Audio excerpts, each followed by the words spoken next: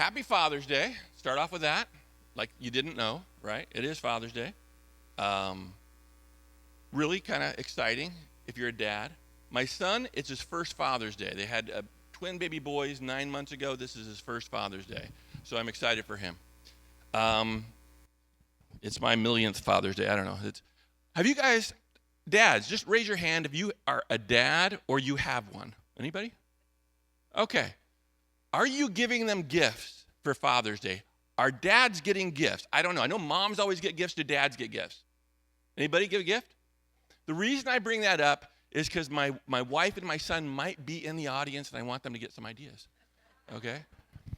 See, I can't remember the gifts that I gave my father except one. I know I gave him a Father's Day gift, but the only gift I ever really remember was I was ninth grade, and I was working at a restaurant called the Concadora over on Tustin Avenue in Orange. It's since closed down, but if you're old, you might have known or eaten there, old like me.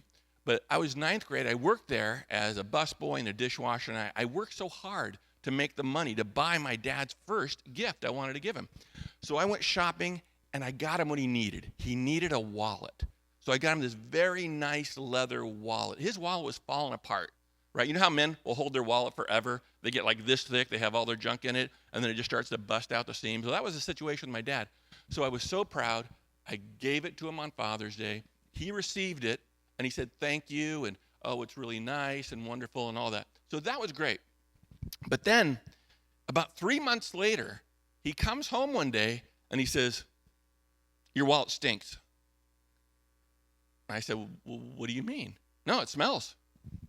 Your wallet stinks. What are you saying? He says, well, I was sitting at a counter at a restaurant, and a woman who was sitting next to me, she got up and moved 2 seats over. Now remember, my father was a smoker. He was an alcoholic. So it wasn't the fact that he reeked of smoke or booze. It was my wallet I gave him why she moved. So I said, okay, well, thanks for telling me, Dad. What did you do? Well, because your wallet stunk, I went out into the parking lot. I left the store or the restaurant. I pulled all my stuff out of it, put it in my pocket, and I chucked your wallet across the parking lot. And I'm thinking, this is why I remember this gift, right? Makes sense? And I'm thinking, who tells their son that? Even if the wallet stunk, wouldn't you just say, oh, I lost it or something? But not my dad. My dad came from a different era. My dad was a very straightforward kind of guy. He was born in 1924. If he was alive today, he would be over 100 years old, okay? My parents both had relationships and families prior to them meeting and having me. They got married, had a mistake, and called him Bill, okay? So now I came there. That's how I came into the picture, all right? So when all my other friends were getting rides home because there was an event or a school thing or a church thing, they would call and they would say, hey, Dad, or hey, Mom, can I get a ride home? And they're like, sure, honey, just be out there by the car. Okay, not the situation with my dad. I would call my dad and I would say, hey, Dad, can I get a ride home? And he was so nice that he would remind me that I had 2 legs. He says, well, you have 2 legs. I said, I know. And then just as I'm about to hang up, he says, if you get tired of walking, and I'm like, yeah? He goes, you can always run. Oh, okay. And so then when it was pouring outside, it was raining, it was pouring, everybody's getting rides. I called my dad. I said, hey, it's raining really hard. Can I get a ride? He would say, you're not made of sugar. You're not going to melt. So my dad was a strong, tough guy, and he wanted his son to be strong. He wanted his son to be tough. He didn't want me to be weak and soft. He was born in 1924. He grew up in the Great Depression, and I asked him about it, and he said it wasn't so great. And he fought in World War II, and he was working for Weber's Bakery for 23 years. He missed 1 day of work in 23 years, okay? That's pretty impressive. He had food poisoning. It's the only day he didn't go into work. Now, we are a product of the era that we grow up in, aren't we? So he was hardened by how he grew up. Things are a little different today, aren't they? They're not quite maybe so tough. But at one time, historically, we're going to talk about fathers now. Fathers historically were respected in the home. They were leaders. They weren't just supporters. They didn't just bring home a paycheck. They led the family. They led the family spiritually. Their opinion mattered. So if you wanted to date a girl or court her, you would have to ask the father's opinion, and he would pass judgment on you because people cared, because he cared about who his daughter was spending time with. Fast forward a little bit, in the 1960s, fatherhood took a really big hit, didn't it? With the whole sexual revolution and free sex everywhere that was going on in the 60s, there was a lot of out-of-wedlock babies being born. And the state decided to help compensate by giving those mothers money to help raise those children. But the catch was that the father couldn't live in the home or they wouldn't get as much money. So in the 1960s, as a society, we started to devolve where fathers were not in the home to help take care of the children. Fathers didn't feel needed, and I will tell you, men need to feel needed or they are at adrift, okay? So that was going on. And then an entertainment happened. Do you remember in the 1950s, for anybody who's older who likes to watch black and white things, you had shows like Father Knows Best. You had My Three Sons. You had Leave It to Beaver, where the dad was always the reasonable, steady one. He was respected. He was present in the home. And all of the comic relief came from the kids, right? They would do something funny or cute or whatever. But the dad was more of the straight man. And then it changed. And then in the 1970s, entertainment started reflecting things like Archie Bunker and All in the Family. So the dad was a racist, right? So he was a buffoon. He was a racist. And then we move forward to things like Modern Family or Malcolm in the Middle, where the father is the fool. The father is the idiot, and the rest of the family rolls their eyes around him. And that's kind of a thing that's gone on in society. And these are things that happen on purpose. These are things that degrade the family overall, quite honestly. So then we go into masculinity, okay? If I said toxic masculinity, you've all heard that term, haven't you? Remember when masculinity was a virtue? When you wanted a person to be masculine because it meant protector, it meant no nonsense, it meant straight shooter, it meant all that. Now they try to paint it as something bad, something evil, okay? It's harder today to be a dad. It's harder to raise a family in this society. What if the a young father reads Proverbs 13:25? Whoever spares the rod hates his son, but whoever loves his son is diligent in disciplining him, okay? So what if a dad reads that and he decides, him and his wife together decide, spanking is going to be a part of our rearing of our child, okay? Not beating a kid, not wailing on them, not hurting them, but spanking is discipline. Full disclosure, I spanked all three of my kids. I believe I spanked them once because that's all that was necessary, because they knew that there was a consequence if they didn't do what they were supposed to do. They all turned out relatively okay. I say relatively because who knows? But they all seem pretty good. So what if that father decides to spank his child? Is he running the risk of Child Protective Services coming to his door? Okay? Is it now domestic violence? Or what if it's a Christian family and because of things like TikTok or YouTube or the stuff that they're teaching in class, what if that kid starts to get a little bit confused about their sexuality and wants to be called Sarah instead of Sam? And at home, they don't want to call him Sarah. They want to call him Sam. In this state, that child could be taken away. Does that make any sense to you? No. So fatherhood and families are under attack. And fathers are so important. Now, I am not saying that if you do not have a father that there's no hope for you. That is absolutely wrong. There are male figures that are involved in our lives. They are uncles, they are grandfathers, they are mentors. There's all kinds of things. And even if you don't have any of them, you have a heavenly Father. You have somebody to go to. You have somebody who loves and cares about you. Fathers are important because they set a standard. They show young men how to become, or boys, how to become men. They show, and I'm not talking about working on a car, God forbid, because my poor kids would be lost. No, they're taught how to love sacrificially. They're taught how to be strong. They're taught how to keep their word. They're taught how to to love their wife, to love the children's mother. They're taught how to behave, how to go to work when you don't feel good, but you know that there's a family sitting at home waiting and depending on that paycheck. Okay? They teach daughters how to be treated by men, because masculine attention from their father is the first masculine attention they get. But if it is done in a way that makes them feel pretty and cared for and treasured, then that's who they're going to pick when they're looking for a mate. They're not going to pick somebody that maybe isn't so great. So those are super important. You got to remember that the strength of the family equals the strength of your country. And a weak family unit creates a weak country. A strong family creates a strong country. And there's a lot of reasons why the things that we see in our society is happening on purpose. And that's why it's even so much more important for us to stand as fathers and to be aware of this stuff. Now, I always wanted to be a good husband, okay?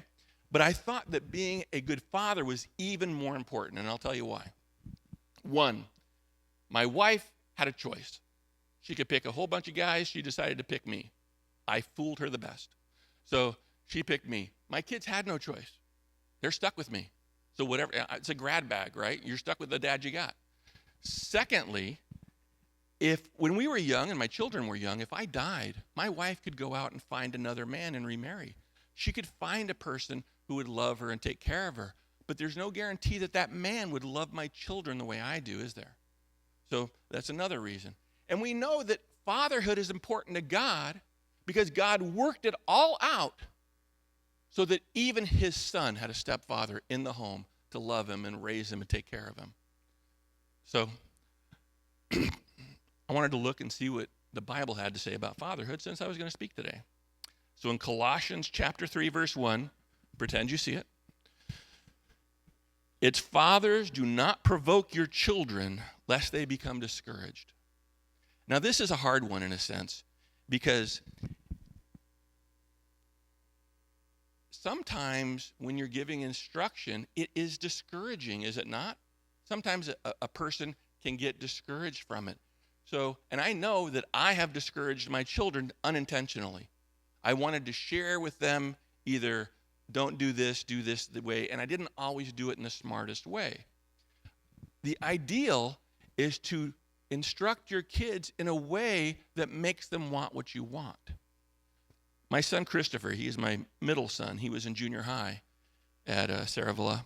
He was 8th grade, and his teacher called me and said, Chris is acting up in class. He's not paying attention, and he's talking and all that stuff. And I said, okay, what time is the class period? He says 10:30. I said, all right, I'll be there tomorrow. I was self-employed, so I could make my own schedule. So I went there, and I was waiting in the class before my son came in. So I'm in there. I introduced myself to the teacher. I'm sitting over here at this desk. And my son walking in, kind of bouncing a ball, talking to 2 girls, just being cool, just having fun, walking. And then you hear somebody say, Chris, is that your dad? And he's like, where? And he sees me over there. And he's like, oh, man. Like, you see his whole demeanor changes. He goes and he sits down in his desk. Class hasn't quite started yet. I get up and I walk over. Hey, honey, in front of all his friends. Hey, honey, do you want me to sit by you and bring my chair over? Or do you want me to sit over there? And he says, I don't want you in here at all. I said, well, I'll sit over there. So I go over there and I sit down. The teacher introduces me to everybody and, says it's Chris's dad is here today. All right, so the class goes on. He's a good boy, doesn't cause any problems. It's over now, okay? I catch up to him as he's walking out of the door. Hey, what's our next class? He's like, what? I said, do you need me? I love you so much. If you need me to go with you from class to class so you can pay attention and get the most out of this, I'm willing to do that because I love you. Do you want it? Should I go? No, I got it. I'm fine. Are you sure? Because I can come back tomorrow. No, I'm good. See, we wanted the same thing now, didn't we? He wanted me to leave, and I wanted him to not need me there and to be able to go. So it was kind of like one of the few times I was able to trick him into doing the smart thing and the right thing. If we look, sometimes we discourage our children by stepping on their dreams. Have you ever had, maybe you've done it, okay? It's easier to remember when we've done it. Ever gone to your dad or a grandfather or somebody that you respect and you tell them your plans and they tell you all the reasons why that plan's not going to work? Anybody ever had that? It's discouraging. And sometimes what we need to do is let them figure that out because we don't know. What if Jobs had gone to his dad and said, I want to do a whole computer business? And the dad's like, that's a stupid idea. I got you a lawnmower. I think you can do grass, and become a landscaper. Well, we would have never had the personal computer. Who knows? So you let people have their dreams. You let them have a chance. We don't want to step on those. In Proverbs chapter 22, verse 6, it's right up there. Train up a child in the way he should go, and when he is old, he will not depart from it. So what this teaches me is that children, if they actually learn something from you, they're going to remember it for life. It's not necessarily what you want to teach them, it's what they actually learn. Okay? Sometimes we say something, but what we do is what they learn. I'll tell you what, this sermon, whether it ends up being a good sermon, an okay sermon, or a horrible sermon, a week from now, you're not going to remember most of it. Okay? It's just true. We all know this. But if we all spent time together and I did something heroic, you'd say, I remember when Bill did that heroic thing. If I did something vile or repugnant, you'd say, I remember when Bill really screwed up and did this. You would remember it because we remember what people do more than what they say. So we have to be careful as parents. We have to be careful to try to live with some consistency. One, we have to be careful how we speak to people and who we speak about because your children are listening. Two, do we admit when we're wrong and do we ask for forgiveness? You see,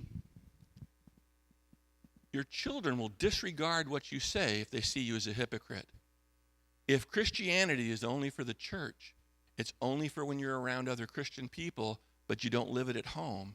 If it's not in how you deal with other people, then your kids will relegate you as a hypocrite, and they won't care what you have to say. You lose weight in their life. So we have to be careful on that. 3, can you be counted on? Are we reliable? Do we keep our promises? Now, sometimes our promises are broken, not intentionally, but sometimes they are. But even those our kids are keeping track of. And if you think back, you remember when your mother or father said something and it didn't happen, it didn't come to pass. And that hurt their credibility in your eyes. And thirdly, do we conduct ourselves in a manner that your children can respect? That's a tough one. My father, I told you a little bit about him earlier, but my dad was an alcoholic, and he was off on Sundays and Tuesdays. So Tuesday when I came home from school, most days he was already drunk. So one Tuesday, I came home a little later than like the other kids in the neighborhood because I was doing something at school. So I came home maybe 20, 30 minutes later, and as I'm approaching the house, I see my father in the street with a bunch of other kids from my neighborhood. They're all mocking him and laughing at him because he's drunk.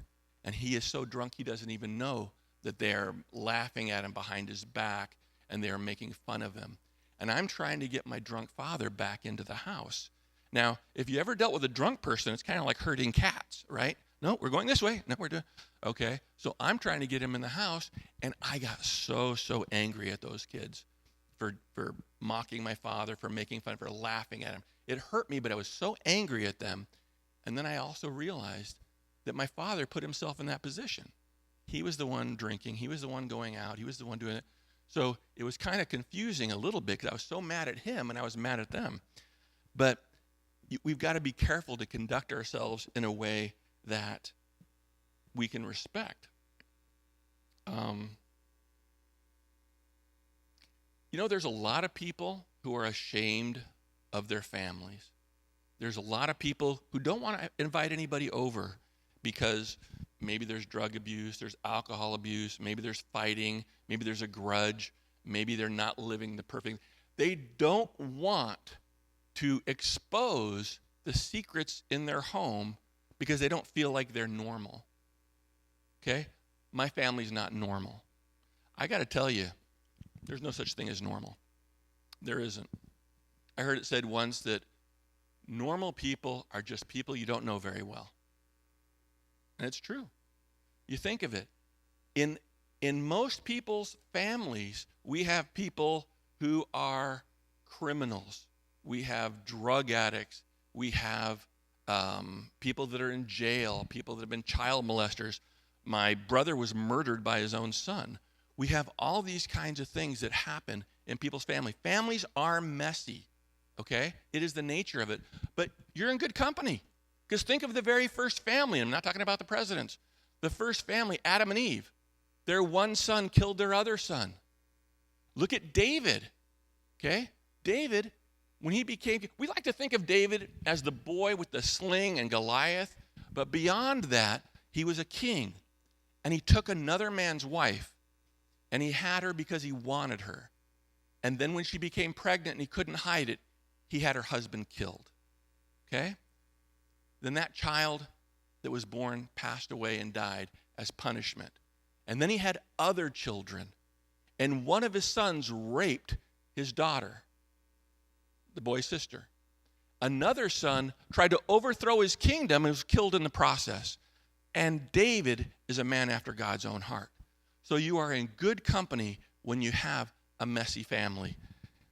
And it is redeemable, is what I'm here to tell you, is that even if things are not the way you want them to be, we have a better chance by bringing God into the situation, by being spiritual leaders as fathers, by caring and loving those people. Now, my dad, he didn't do everything right. I'll just say that. Okay? But he did one thing really, he got one of the big things really right. And I'm going to tell you, if you don't remember anything I say today, this is the thing I want you to take with you. It's in 1 Peter 4:8. You'll see it on the screen if you have a good imagination. My dad, even though he did a lot of things wrong, you know what he did right? That if you guys do it with your children, whether you're a father, whether you're a mother, or even you're a brother, a sister, or a child of your dad, if you do these one thing right, you will have accomplished a great thing. And it was my father always made me know that I was loved. Okay? He provided for me. He was physically affectionate with me, gave me hugs and kisses, and he told me every day he loved me. And that is what I remember.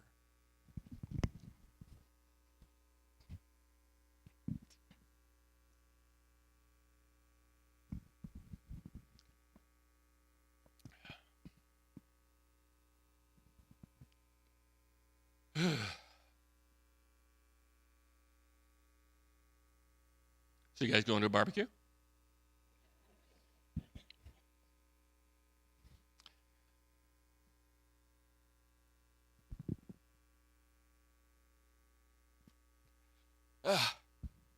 If your children know you love them, you've done a good thing.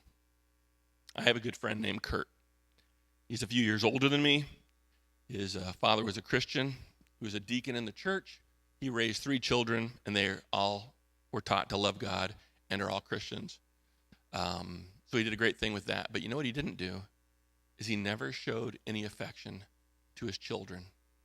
Kurt, he says that he believes he heard his father tell him he loved him once.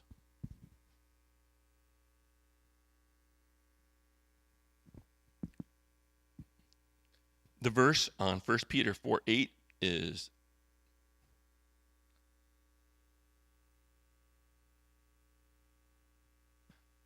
above all, love each other deeply, because love covers a multitude of sins. And that's the thing. Love does. You're going to screw up. Everybody does. But when someone loves you, it's easier to forgive, isn't it? So, I was talking about doing Father's Day, and it came to me that there's a father-son story in the Bible that I've never looked at from both sides, and it's about the prodigal son. And I've always looked at it really from the prodigal son side, because maybe I was young and that's who I identified with. But I want to look at it real briefly here. It's in Luke chapter 15, if you want to look it up. You guys know the story. So the son comes to the dad. The father has two sons. He has an older son and a younger son. The younger son comes to the dad and he says, "Give me my inheritance so that I might go out and make my way in the world." So the father decides to give him his inheritance. So he gets it. He gets all the money. The son takes off. He doesn't just go around the corner. He's not like, down the street. He leaves the country, goes to another country, and he's young and a bit foolish, and he wastes his money on wine, women, and song. And then there's a famine that comes to this land, and he finds himself in need. And he goes and gets a job slopping some hogs, and he starts looking at what the hogs are eating, and he's envious of it, and he starts to come to his senses. And he has an epiphany that he should go and say to his father, journey back home, and say, "Father, I have sinned against you and against heaven, and I'm no longer worthy to be called your son, but if you'd give me a job as a servant," and so forth and so on. Okay? So that's that side of the story. The other side is the father. Now let me ask you some quick questions. Number one, did the father think that what the son was going to do was a good idea? No. Who would? He's a young man. Has he ever had money before? No. Have you ever been given money, a large sum? How fast does it go through your hands? So quickly. That's why the lottery winners, they don't know anything about how to handle money, and they're broke in no time because the money gets squandered. And the father knew that this is what was going to happen to his son. Yet he gave him the money anyway. And you have to ask yourself, well, why would you give him the money? Why wouldn't you say, "That's a stupid idea, get back to work"? But no, here's what he might have thought. The father might have thought, if I don't give him the money, he's going to leave anyway, and he's surely going to fail. And then he's going to say to himself, if my father had only believed in me and had only trusted me, I would have been successful. But he didn't, and so that's why I failed. Do people blame other people for their failure? They do all the time. It's too painful to take responsibility sometimes. But in this situation, his father gave him the money. He went off, he squandered it. He couldn't say it was my father's fault. If he had not given the money, even after his son had lost it all, would it have been harder for the son to come back when he had bitterness in his heart against his dad? Yes. But in this situation, no. So let me ask you, did the father buy anything with that money, or was that money wasted? I say he did buy something. He sent out a young, inexperienced, foolish young man who was absolutely entitled. And what he got back, and by the way, there was no guarantee that the son was going to come back. And that's why you see in the text when he says, "My son was dead and now is alive," he may have already written him off and thought that he did perish in his mind and in his heart, and he was coming to terms with that. But what happens is that what he got back a son who was humble, who was wiser, who had been broken, who was appreciative. He came back. He got a much better version of his son back than who left the nest in that situation.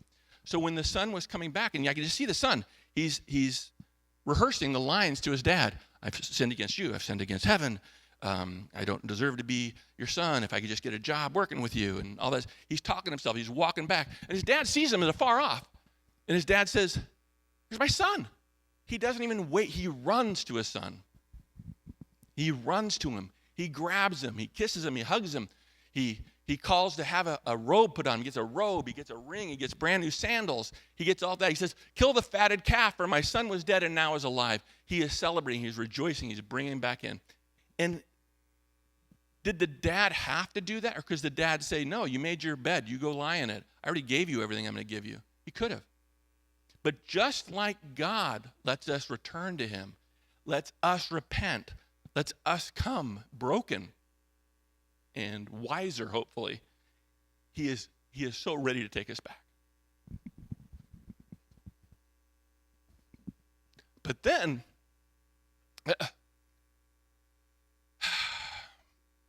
the older brother wasn't having it. The older brother was embittered. And he went and he wasn't going to go in for the celebration. He found out about it, but he wasn't going to come in for the celebration. And then the dad came out to him. And the dad says, "What's going on?" And the older brother says, "You never did any of this for me. I've always been with you. I've done what you've asked. I didn't go ruin and take your money and waste it." And he was hurt.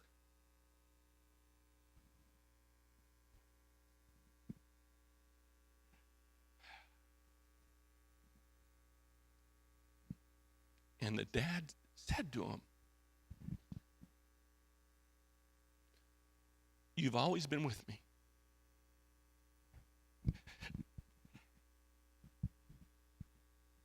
Oh, these allergies. Ugh. You've always been with me. Everything I have is yours."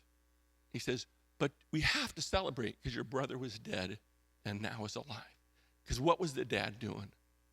He was trying to restore his family.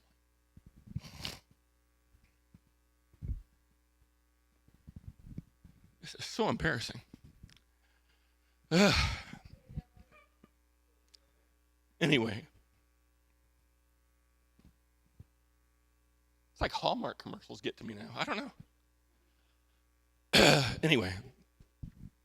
So he was trying to restore his family. And isn't that what us as fathers do when our children fight among themselves? We're trying to bring peace. We're trying to have them have grace for one another. And today, right now, it's Father's Day.